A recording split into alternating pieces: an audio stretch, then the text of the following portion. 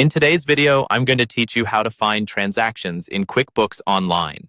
By the end of this walkthrough, you'll know exactly where to go to see what's come in from your bank, what still needs your attention, and what's already been added to your books.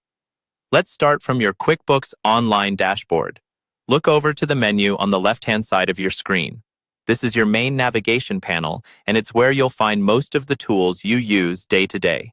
From here, move your cursor down until you see the option labeled Transactions. Click on Transactions, and a small submenu will expand underneath it. In that submenu, choose Bank Transactions. In some versions, this may simply be called Banking, but the idea is the same. This is where QuickBooks connects to your bank and shows you what's coming in and going out. Once you're on the Bank Transactions page, you'll see your connected bank and credit card accounts along the top, and underneath that, you'll find different tabs that organize your data.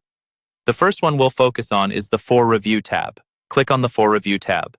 This area shows all the transactions that have been downloaded from your bank but haven't yet been categorized or added to your books. Think of this as your inbox for new activity. Each line you see here came directly from your bank feed and is waiting for you to decide what it is. For example, you might match a transaction to an existing invoice or categorize a payment as an expense for supplies, utilities, or another account you use regularly. It's a good habit to review this tab often because anything that stays here is not yet part of your financial reports. After you've worked through items in the For Review tab and either matched or categorized them, they move out of that inbox and into the Categorize tab. Go ahead and click on the Categorize tab now. The Categorize tab shows transactions that have already been added to your books. In other words, these items are now part of your accounting records and will appear in your reports, such as your profit and loss or balance sheet.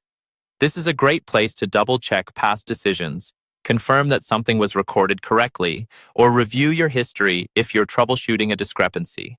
If you ever wonder whether a particular bank transaction made it into your books, this is where to look. So to recap, you start by going to Transactions, then Bank Transactions from the left-hand menu. Use the For Review tab to work through new bank activity that still needs categorizing, and use the Categorize tab to see everything that has already been added to your books.